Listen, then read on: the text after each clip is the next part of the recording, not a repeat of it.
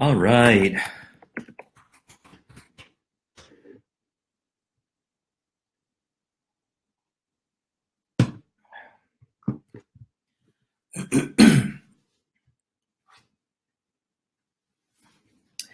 All right. Good evening or good night.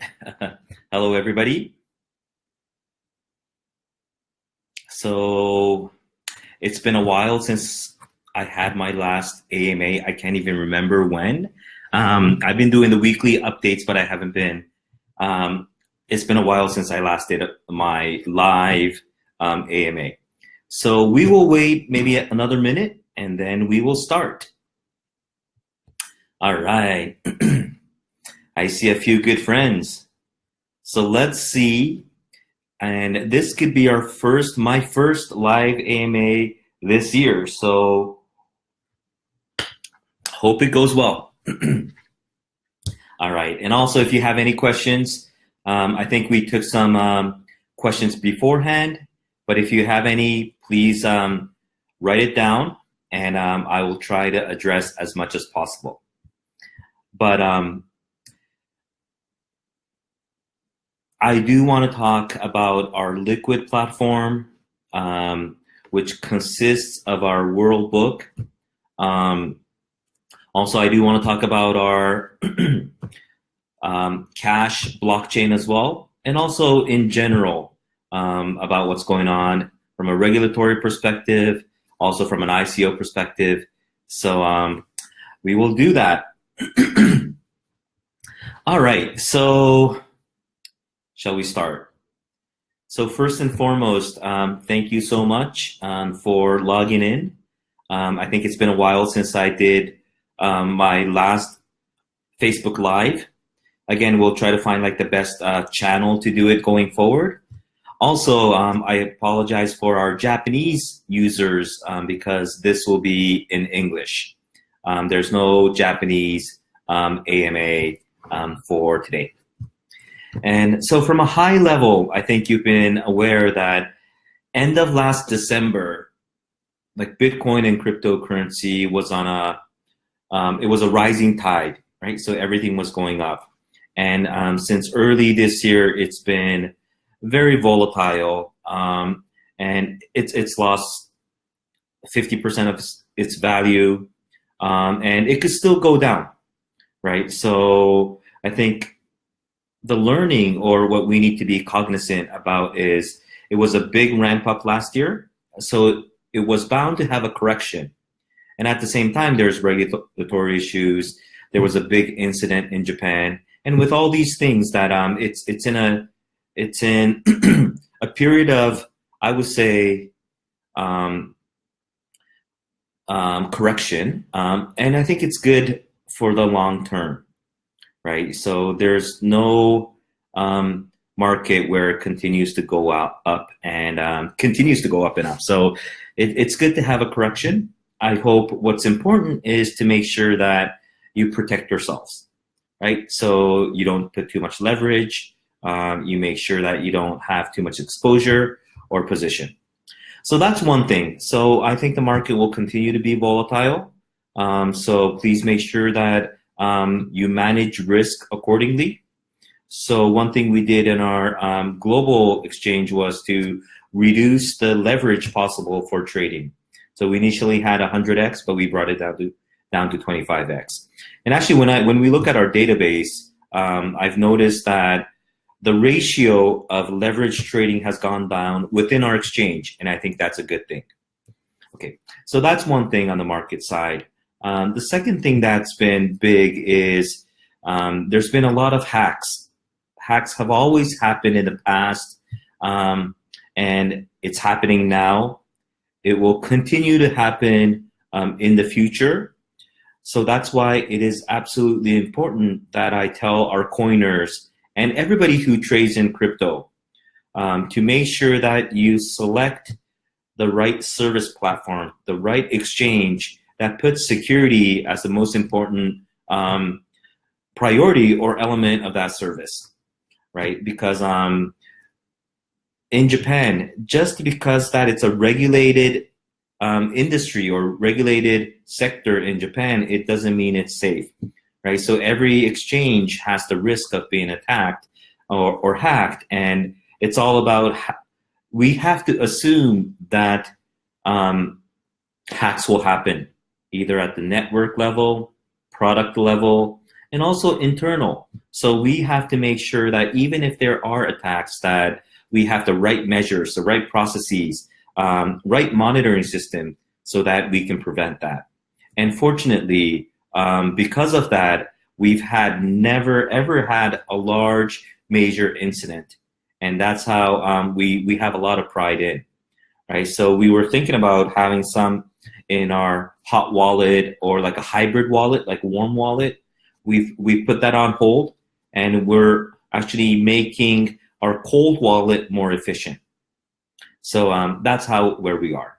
And also because of these recent incidents, especially in Japan, there's been the pendulum has kind of shifted back where now the regulators want to overregulate. So we believe that's going to happen.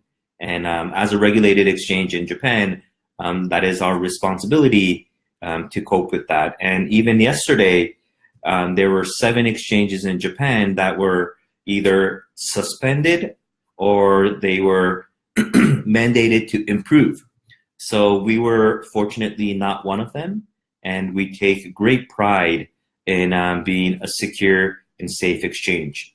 We have not had issues with like APIs or hackers coming in and changing orders. So as you can see, almost every other exchange has been hacked, and we're fortunate to be not one of them. And we will continue to make sure that safety and security comes first. Okay, all right, so let's go into the World Book beta. So as you've all known, in our Liquid white paper, we've mentioned that initially the beta was going to be Q1. And because of these hacks and all these incidents, it's going to be a little bit delayed, but we are aiming end of Q1 or early Q2. And there's actually 2 elements to this. So from a product technical perspective, we can launch end of March, but there's an accounting or audit element where if we launch in March, our auditors will have to come and audit the entire platform. So this is part of being a regulated, the challenges of being a regulated exchange. So we, rather than launching it, for example, if we had the option of launching end of March, or for example, like the first week of April, we will launch it on first week of April due to audit and governance. So with that, I wanted to kind of step back and talk at a high level of our World Book. So right now, our World Book will be in essentially 5 phases. And I will talk through each phase, and then I can go into detail, or we can talk about those specifically more when the stages come, right? So, okay, so before I go into the 5 phases, I'm just checking that there's, okay. All right. So there was a question that just came up saying like, hey, we've seen a lot of negative comments that come up, but actually we are doing extremely well from a technology perspective, from our platform perspective. Yes, we had some time where we had to shift our resources to work on security, to work on reporting to the Japan FSA, the regulators. But as I explained before, a lot of the elements, the technology elements, have been already used in our existing CoinEx trading platform. So we have 5 phases. And the first phase is the World Book beta. So this is the World Book beta. And what is that? So this is going to be limited beta. So it's not going to be for everybody. We will instruct you how you can be part of the first beta. And the reason why we don't open up immediately is because we still want to do continued testing, iteration, and improvements. And this one, so this, what is a beta? It's limited access, and also it's limited currency. So I think from a base currency, it will start with Bitcoin, Bitcoin Cash, Ethereum, and our Cash token, and with limited fiat. So we're not going to open this up to all tokens or altcoins because it's in beta stage. This is extremely important to make sure that it functions well. And this is so as the World Book has an external World Book and an internal World Book. This limited beta will be for the internal World Book. And so that we are looking for the first week of April. And for people who are interested in being an early beta user, please let us know. We'll probably inform you how you can participate in the first beta release. But please,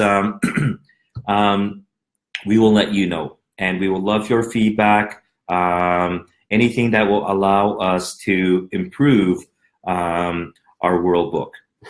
But before, I just wanted to step back a little bit as well, is the technology part. We will be launching, or we will go live in hidden mode. So this is the tech part.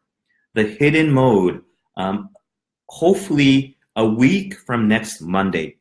So a week from next Monday, the core part is called the multi-market order. We call it the MMO and the matching engine. So this in hidden mode will go live a week from Monday, right? So if all things go well, it will be running in hidden mode.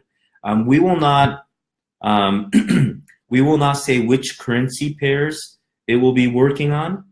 The reason why is we need to do natural flow testing. So what does this mean? So if you, for example, say, hey, we're going to do it on Bitcoin or we're going to do it on Cash, there could be an unnatural flow of trading that could happen, which might give different indications on the results. So with that, so we will do this hidden mode. This is on the backend side. The MMO and the ME, we will do a week from next Monday.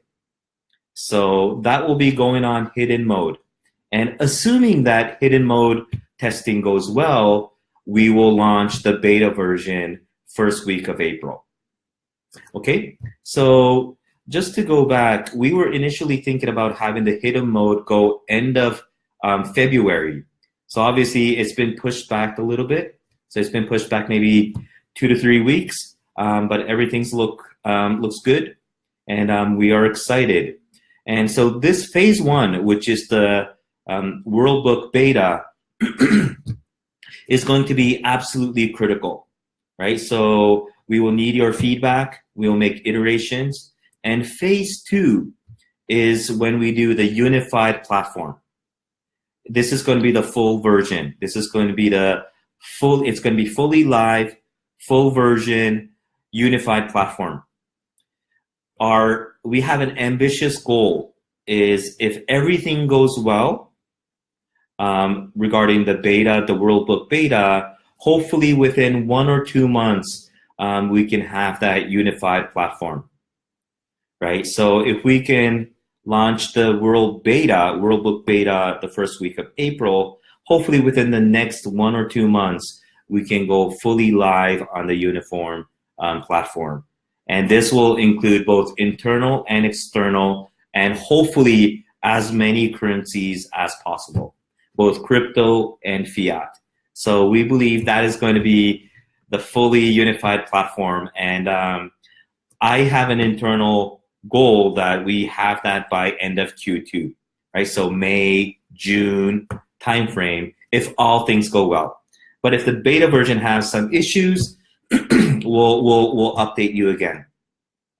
Okay, and so that's phase 2, and we have 3 more phases.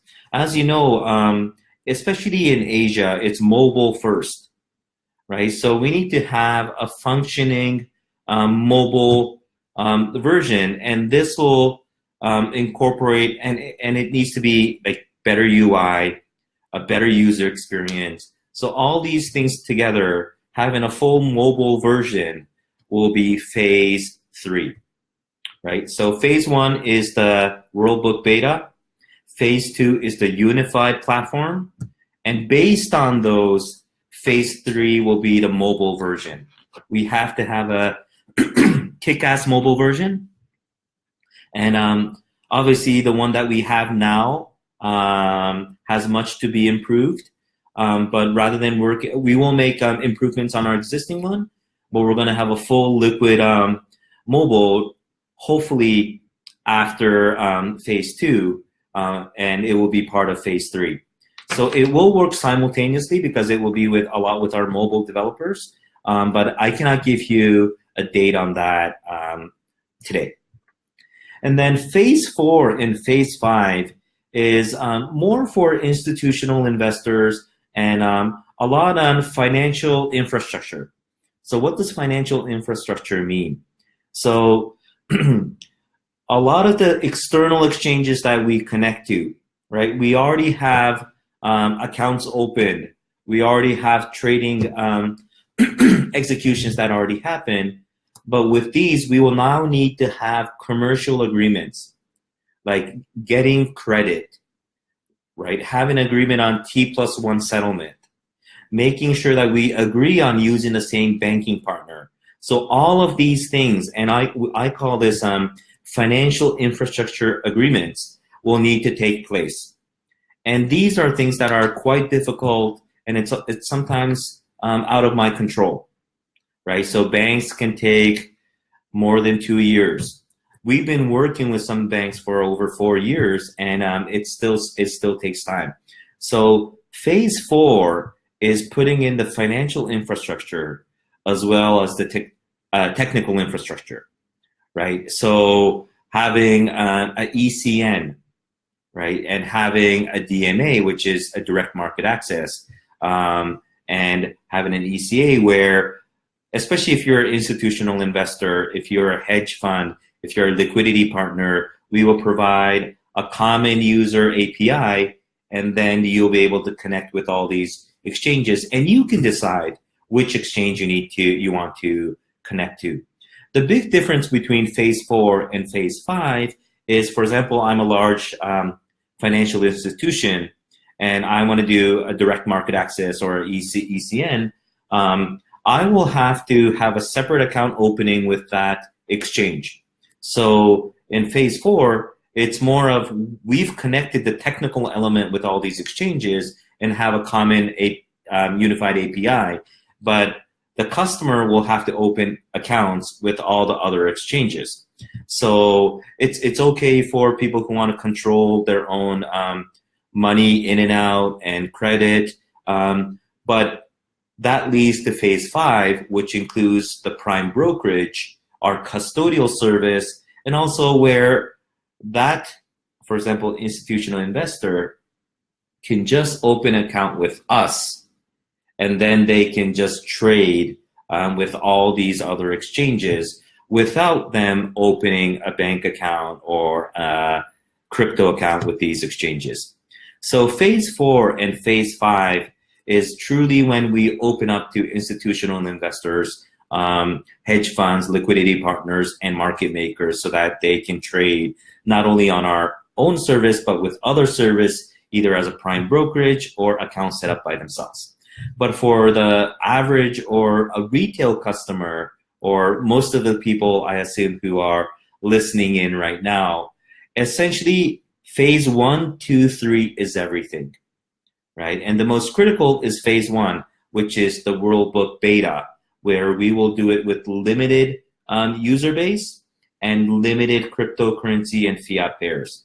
And based on that, we will launch a unified full version and a mobile one. So essentially, that's the high-level update on the Worldbook, right? So maybe, again, anything can happen, especially like if there's other things that happen on the security side or the industry as a whole or the Japan government and regulators asking for more from us because we do have a finite limit on our bandwidth and our resources. But if everything goes well, we will have the World Book beta version first week of April. And we'll keep you updated. I'm also planning to have, so we're going to have successive AMAs. And there will be an AMA around our the ICO platform, around our security and Iron Shield. And also, I think the last week of March, I'm planning to have Andre, who's leading our Liquid and World Book platform, to have a more detailed AMA with our coiners, so that they will be able to be more familiar and understand where we are. So that's it on the Liquid and World Book. We're working very hard, and everything is on track. Also, I think maybe it's a good time to kind of step back and tell you or share with you where we are in terms of our capacity, our resources, and our team.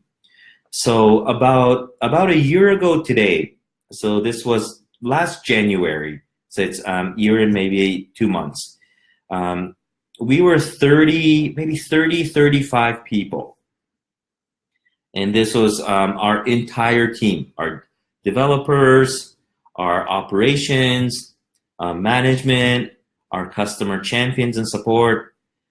I was looking at including the people we outsource or insource on our customer support and champion. I think we have close to maybe 130, 140 people on any given day.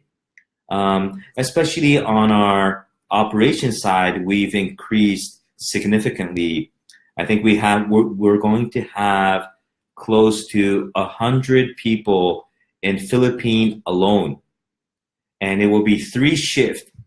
So 3 shifts of 35 people, 36 people, and so it's going to be 8 hours each, 24/7, 365 days. So that's in Philippines alone. We're also building out our team in Vietnam. We continue. So the customer onboarding, verification, we call these tier 1 tickets, will be done more in the Philippines. The ones that will need more technical support, more around accounts, more on funding, all of those will be done in our Ho Chi Minh, Vietnam office. And this team as well is ramping up to 20 people, and we're continuing to hire the right people. So just on that alone, for global customer support and champion, I think we have one of the largest support team in the world. I don't think when you look at other exchanges, they have a team of support at this level. In Japan, we have 2 external parties who are helping us on customer verification as well. So we believe that, yes, we had a backlog of tickets and supports, but I think within the end of this month or early April, that's all going to be solved. We're bringing in a new KYC system where we can automate a lot of the customer onboarding and verification. So that's on the operation side. And we're also looking into maybe other time zones, like maybe like North America, so that we can do 24/7, not only out of the Philippines, but also in other time zones, so that we can make sure that we can support our users globally, right? So that's on the operations, support, and settlement side. I also wanted to give you a little bit of an update on our, we have a CoinEx platform. We also have a Cryptos. And now we're going to have Liquid, right? So I think I shared in my weekly update that we're going to consolidate all of these together and make it policy-based. So what does that mean? So right now, CoinEx is a fiat crypto exchange. So people will deposit USD, Japanese yen, any fiat that our banks will accept, and then they can start trading cryptocurrency. So that's our CoinEx platform. We also have cryptos. So this is crypto-only exchange with an ICO element, right? So ICO, we're going to combine that together. So it's going to be an ICO plus a crypto-only exchange, and that is cryptos.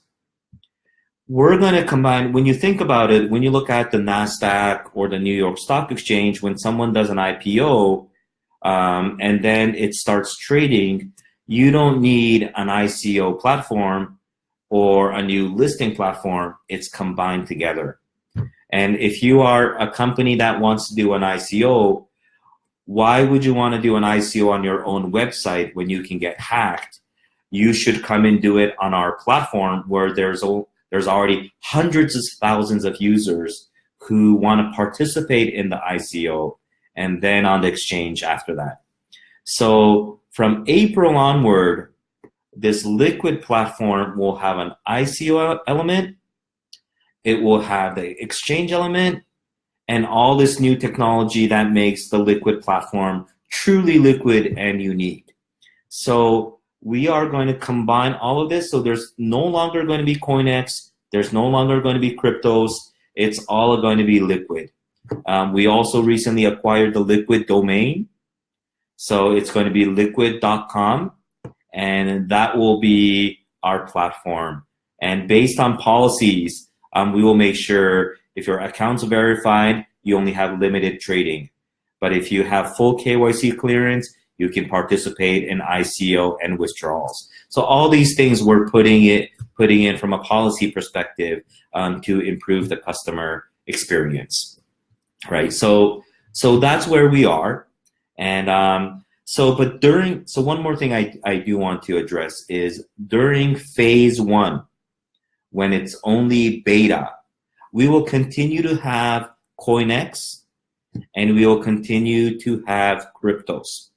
So during the beta period, we will make sure that all of the other trading platforms are still in production and you can trade. But when we consolidate all of this into the unified platform, then we will migrate all of our users, whether you're a CoinEx user or a cryptos user, to all migrate and become liquid. And then we'll probably maybe have another 30-day period where not everybody migrates immediately. So we might have a period of cooling off. But after that, it's going to be all liquid, right? I think it's better from a marketing perspective. Everybody understands that when you have hundreds and thousands of tokens, that you need liquidity. So we believe this Liquid platform is going to be a game changer, especially in the token economy. And I'm as excited as everybody here, right? So on a high level, that is where we are on our Liquid World Book. So we're going to have in 5 phases. The first 3, phase 1 is the beta version, phase 2 is the fully live unified version, and phase 3 is the mobile version. That is essentially from a retail, from our coiner perspective, that is what it is. And then we'll have the institutional side. So that's regarding the World Book and Liquid platform. I do want to talk a little bit about Cash and the Cash blockchain. So right now, as you know, there's no blockchain out there that can provide high performance, low latency on a blockchain. There's new technologies that are coming up. Also, there's enhancements on the existing blockchain as well. For example, Bitcoin will come with a side chain, right? So there's the Lightning Network that is hopefully people say come this year. And also on the Ethereum side, there's Radian and there's new sidechain initiatives.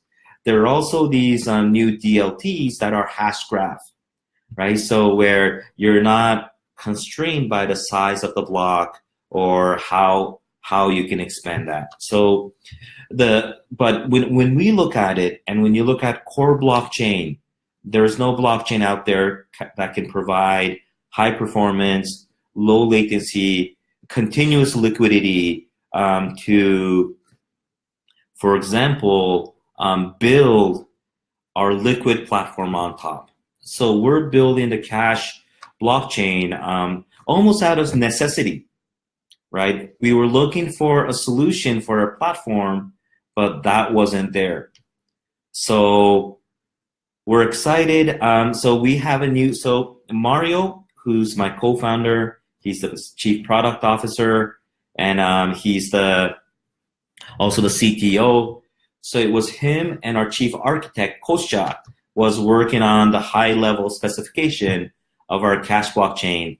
But early this year, we brought in our new Cash blockchain or Cash DLT head.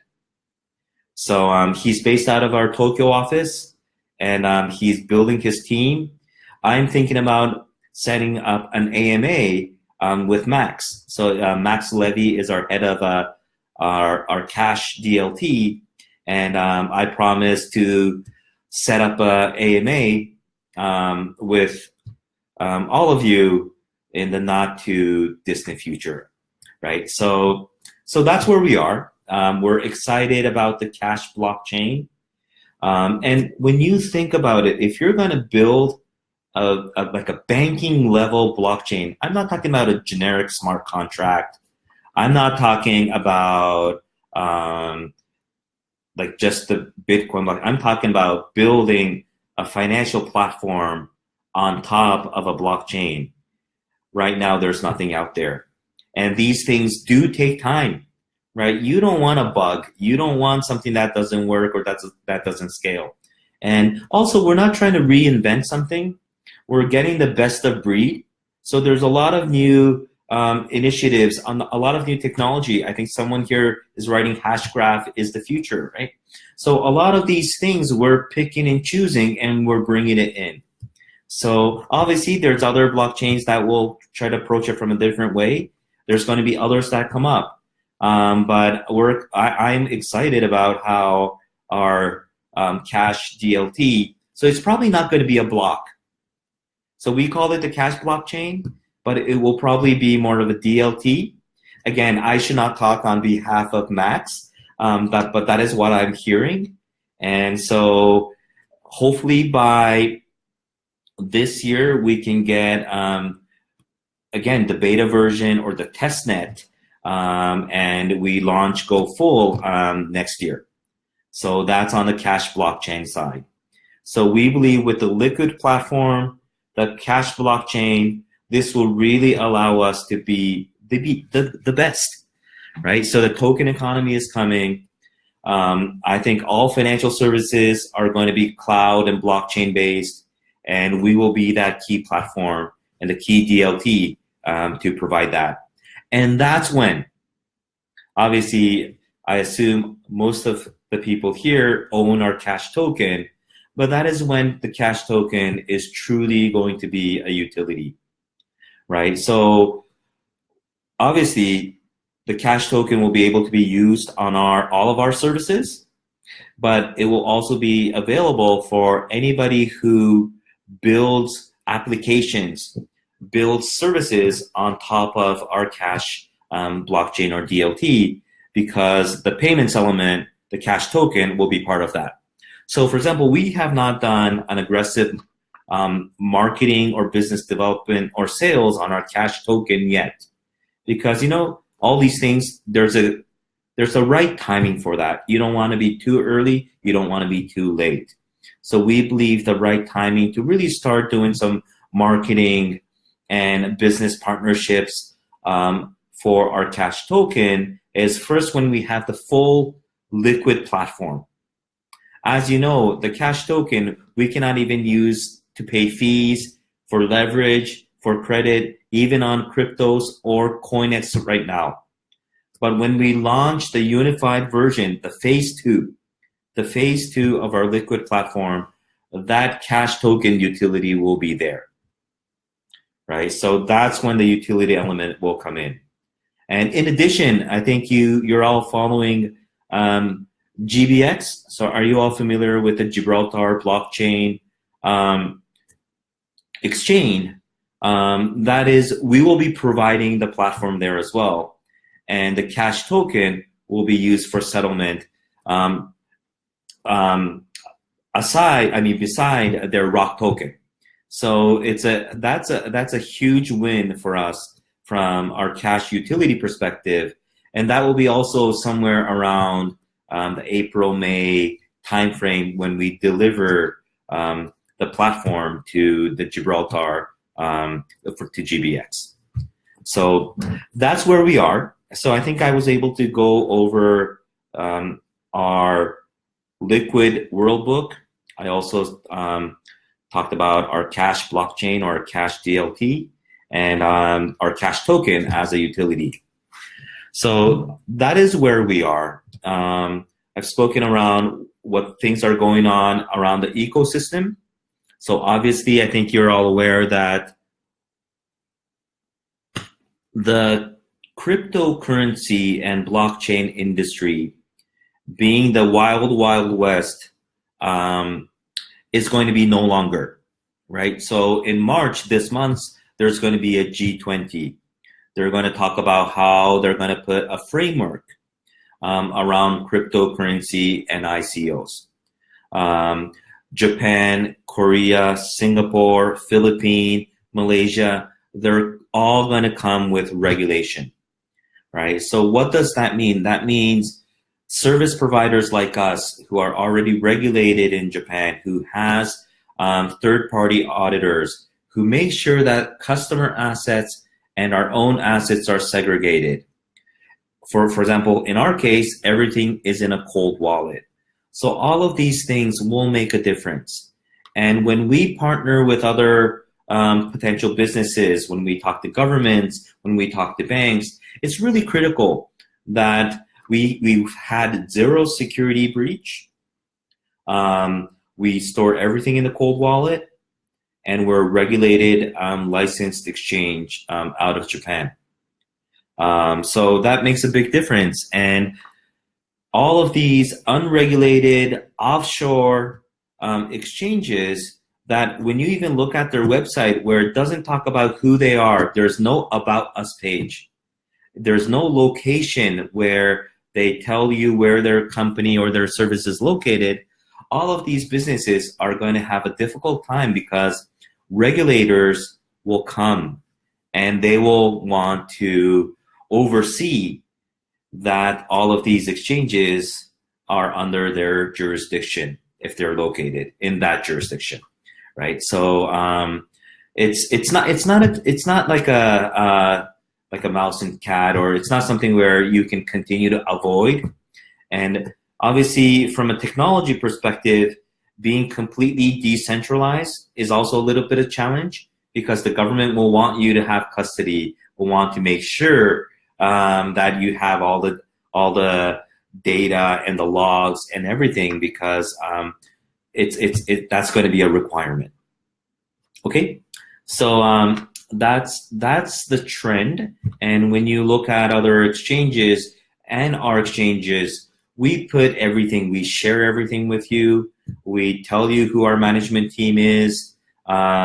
We tell you where our location is. So that's how we look at it, where in order for cryptocurrency to go mainstream, in order for like Bitcoin and cash and other tokens to be embraced and accepted, that is the necessary path of growing up. All right, so I do have a fair amount of questions, but I think I've have questions here as well. All right, so hey, again, so I'm not going to be able to say, or I don't have the knowledge to say whether our cash token is going to be $2, $3, $100, or $300. But one thing I know what we will become is, I think I've been clear when we did our ICO, that there's going to be tokens and cryptocurrencies that are anti-regulation, right? So there's a ideology there where it becomes more of a dark token. Our token, our exchange, our service is pro-regulation. We will work with government. We will make sure that customer safety and security comes first. So when you look at that, there's not a lot of cryptocurrencies or tokens that are pro-regulation. And so I've been consistent from day one that I think we'll be a top 5 market cap crypto token in the world in the next couple of years. So I continue to have confidence and I believe in that, right? So I think I've also said that I participated in my own, our own ICO, and I haven't touched that, right? I think it's something where I've shown commitment. I believe in our product, our service, and I'm excited about that. I'm excited every day when I wake up that we're building something that's meaningful, that's something that everybody wants, and it has a great social impact, right? So when new fintech companies, new services launch, we want them to use our Cash DLT. Okay? All right. So let's see. Security is a paramount and really good. Okay, but regarding 2FA, I already have a lot vested in cash on coin. My phone lost a few days ago, and I had to go through a process to disable 2FA. Yeah, so I think I'm sure you're familiar with Seth. He's our global head of operations. He's also in charge of our Iron Shield. So I'm going to talk about this on a very high level. So there's a lot of hackers who will steal your account, who will take over your hard drive, who will intercept the new password, right? What these people typically do is they change the password and they also try to change the 2FA. It's a really rare case where our users, right, will forget their password and want to change their 2FA. So that's a big no-no, right? So I think Seth is going to do an AMA next week, and I will let him explain in detail because he's much better than I am. But we're going to put a cooling period. So I think my understanding is if you change your password, there's going to be a cooling period where you can withdraw. Or if you change it to 2FA, there's also going to be a cooling period, right? So all of these things we're putting in so that we can protect you, right? So until recently, because of these concerns that we had on security, if you forgot your password or if you lost your phone or changed your phone and you wanted to change your two-factor or disable it and reactivate it, we asked you to ask us, right? So on any given day, we might get 300 or 400 password resets. That's pretty amazing. Like 300 to 400 password resets. And each time we will ask you for a selfie and an ID. So all of that, we can now hopefully automate it where you can change it yourself, but we have a cooling period. So when you combine those together, now we don't have to check your IDs and have to do it on our end. We can make sure that that could be done by you guys. But to make sure that because we have that cooling period, that if a hacker comes and tries to steal your password and your 2FA, it will not happen. And also that hacker will not be able to withdraw even if he's successfully able to change those credentials. So these are the improvements that we are putting in, and I think we're very excited to do that. So by automating the KYC, by automating or self-serving the password reset and the two-factor, I think we're going to make it extremely smooth and better from a customer experience. right? So we believe in user experience, user satisfaction, and user interface. And that's what we are committed to, right? Where are we? Are we almost there? We're not even close. I would say we're not even half there. But we will strive so that we become the best place to buy, sell, participate in ICOs, the easiest, most safe and secure place. And I think we're on the right path. Okay? All right. Yes, how will the World Book handle the many regulations that will exist? It's not only the World Book, right? So right now when we look at cryptos, because cryptos doesn't touch fiat, people assume that you don't have to be regulated. That is not correct, right?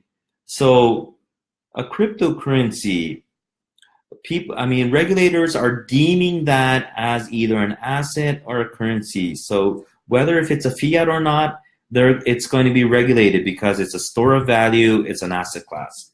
So as I said, regulation I wouldn't say it's a battle because we will work with regulators. Last weekend, I was in Malaysia and I didn't really write in detail, but I was meeting the Securities Commission of Malaysia. Essentially, they regulate all the financial services, exchanges, and they're looking at crypto and ICOs. Right, so we continue to talk to them. We're looking for a good partner to connect to, right, on our World Book, and also we want to be able to provide our liquid platform there as well. So we will do that for each country. So we've been working with the Philippine government, the Central Bank of the Philippines. Oh my, almost a year and 9 months now. I think we're almost there. So we will get these countries one by one because I think that's how we expand. And we can't go underground. We won't go offshore. We're going to do it the right way. And it might take a little bit of time. It might take a little bit of time working with banks, getting local partners and exchanges on board, but we're going to do it the right way because I'm building a company, I'm building a platform that's going to be sustainable, that it's going to be here 20 years, 30 years, 100 years from now. Even when I'm not here, I'm building a company that can continue to be the best, right? So that's how I look at it, and we will work with regulators. I was just in Sydney. It was fascinating when I was in Sydney. So the driver who picked me up, he was actually an avid crypto trader. Right, so I thought, wow, it's already known and adopted in the masses. But when I was talking to everybody there in conferences, it wasn't the case. So after the dinner, I took an Uber back to my hotel. So I dared to ask the same question to, and this is a completely different driver. And I asked them, do you know cryptocurrency or Bitcoin? And he said he was just thinking about buying it because it was dipping. So I was like, that's 2 out of 2, right? So when you look at that, there's a big opportunity, and I think everybody's going to come online. Crypto is the future, especially when you look at the millennials, when you look at the younger generation. Why would you want to trade shares, equities, commodities, where cryptocurrency is something you can just buy on your mobile, buy, sell, and you can use it, you can send it, you can give it to someone. It's much better than any other asset class. So we're committed here at Coin and to provide the best platform from a blockchain DLT level to a trading platform and many services on top. So that's where we are.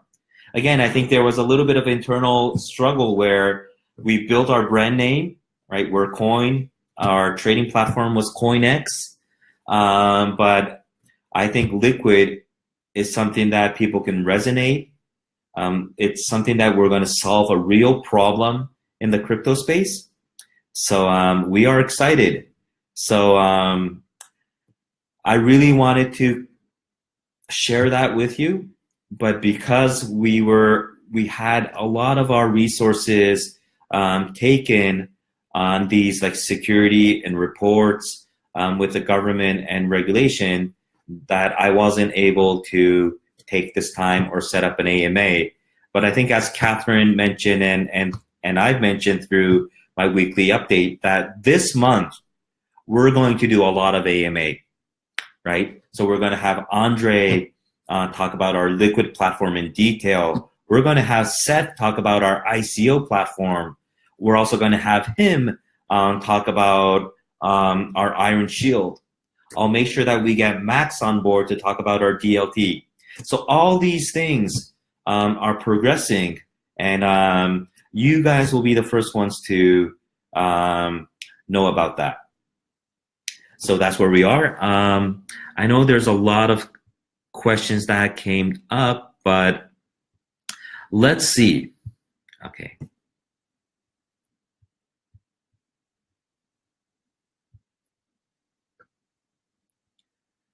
All right. So I think I've spoken about the liquidity. Yeah, so maybe I can talk about the ICO self-service. So obviously, it's interesting. When we did our ICO last November, and hopefully you still have our cash token, but that was, what do you call it? The valley. So there was peaks and valleys, and that was the valley of ICO. So until then, it was like the amount of capital raised was like almost doubling month over month, but November it went down. I think there was a general ICO fatigue. That was also when China banned ICOs. So there was a big drop in ICO, and that kind of continued on until December. But starting January, it's starting to pick up again. So a lot of the scammers, there's still scammers. So I urge everybody to read the white paper. There's also plagiarism. Like there's one exchange who is copying our exact Liquid white paper. And it's unfortunate, right? So there are still these people who will just completely have no shame on copying your white paper, but I think they underestimate the wisdom of the crowd. Because we were notified by our community saying, "Hey, Mike, do you know this new exchange? They're copying exactly what you're mentioning, word for word, and just changing it to their own name." So it is unfortunate. That's why ICOs are going to be regulated as well. And we believe as a regulated exchange, ICO is going to be part of that. Right, so that's why we're combining all of that into one Liquid platform, where there's going to be an ICO self-service element. Obviously, it's going to be our responsibility to approve it, because if something happens, we have to be able to justify it. We need to be able to report it. We need to be able to talk with regulators and authorities. So in order to do that, even within our own company, we're having a self-governing organization led by our chief compliance officer, who will so now we have an internal policy on which tokens to list or which tokens can do an ICO. That said, we're not trying to be those like gatekeepers or someone who we don't take that for granted. We don't think it's an entitlement. But we're here to protect our users. So within our Liquid platform, we're going to have an ICO element and the exchange element, and the self-governing organization will be that governing body that will approve and also monitor, so that it's a safe and secure and healthy environment. Okay, so obviously I think Seth, who is working on our ICO self-service, it's pretty amazing. So we're calling it the control panel. So if you're a token issuer and you wanted to do the first ICO, or maybe you're finished with your ICO and you want to do a listing, we're going to automate all of that. right? So that when a token issuer comes in, it will be maybe 4 sets of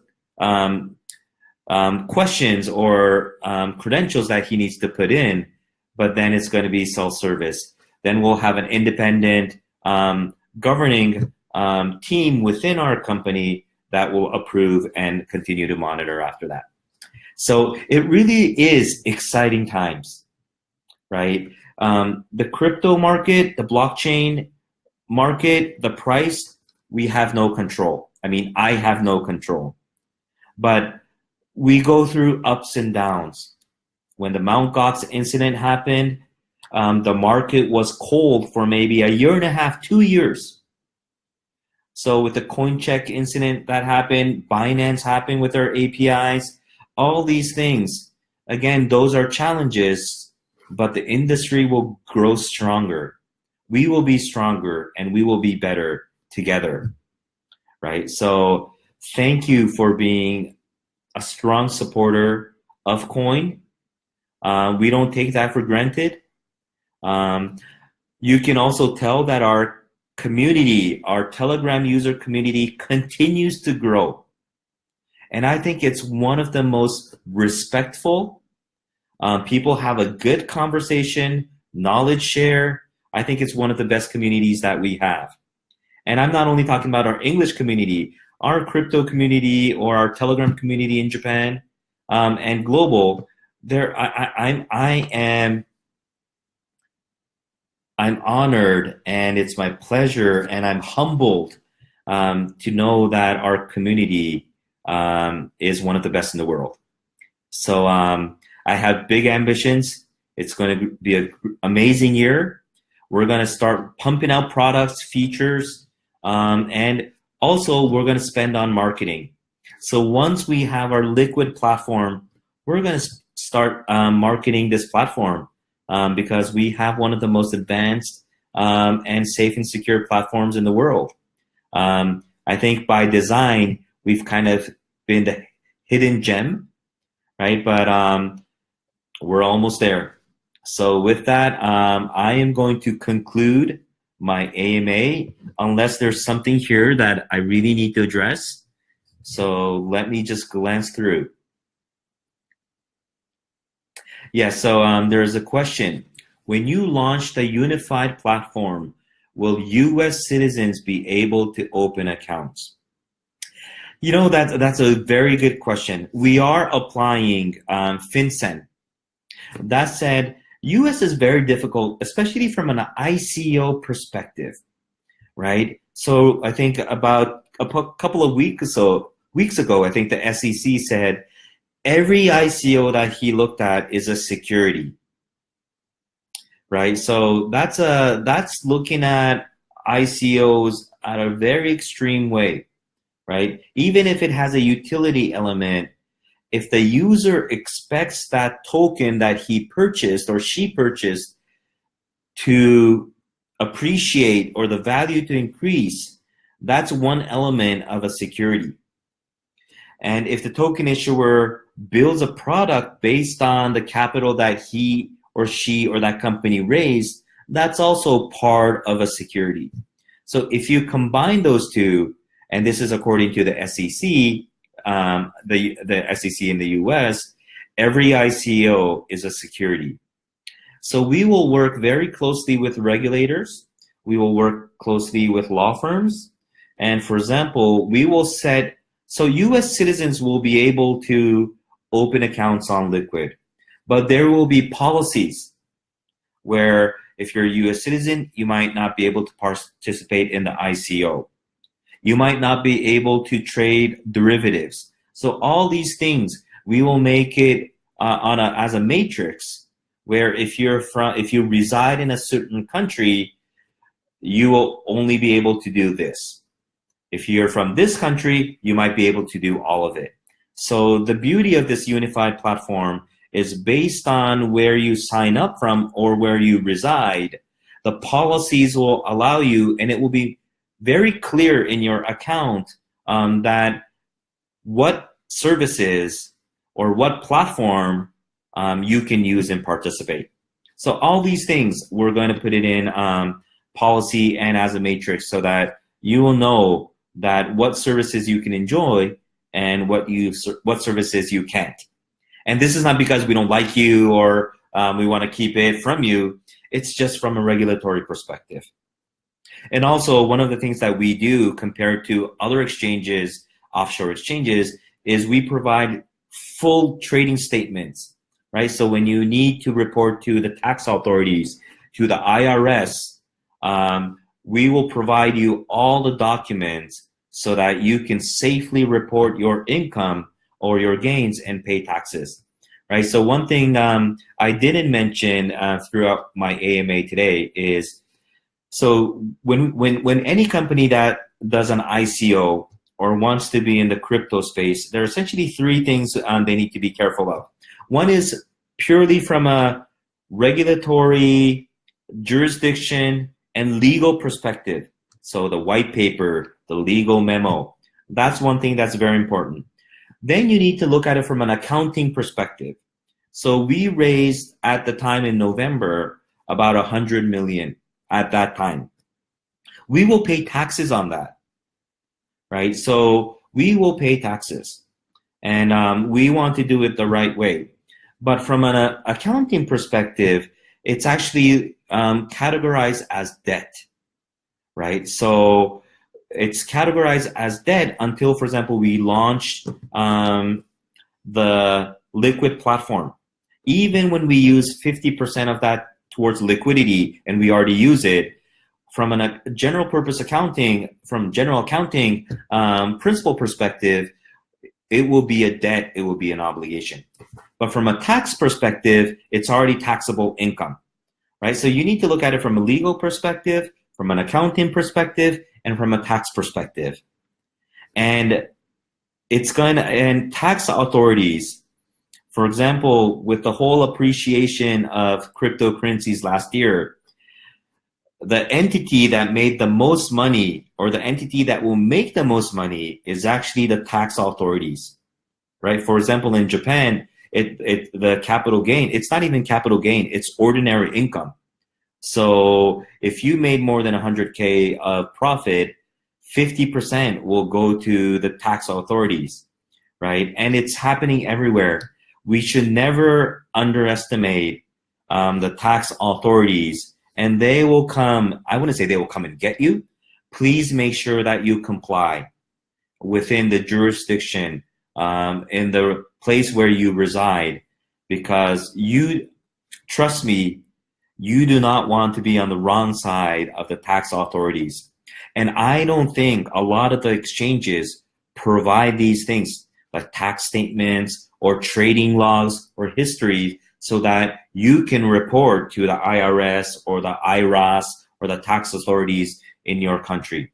So it's a good thing that I'm bringing this up right now, because I think a lot of people are filing taxes right now, right? The important thing is you need to report these things, and you need to make sure that the platform or the exchange that you trade on will provide you with those statements. Okay, so that's it, and that's my AMA. And thank you so much. I think from a marketing perspective, we will continue this month. We will have an AMA on all key subject matters, and I think you will be very keen to call in. Also, I will promise that I will do a Japanese AMA as well. So with that, yeah, one more. So if anybody's in Singapore next week, so there's a big conference called Money 2020. I will be speaking on multiple panels there. I will also be going to these cocktail events every night. Our great partner Gibraltar is there as well.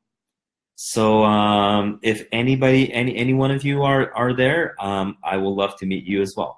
And the following week, I will be in Hong Kong. There's this Token 2049 or an event, and I will be there talking about crypto and our services there. So next week in Singapore, the following week in Hong Kong, and then I'll be in Japan.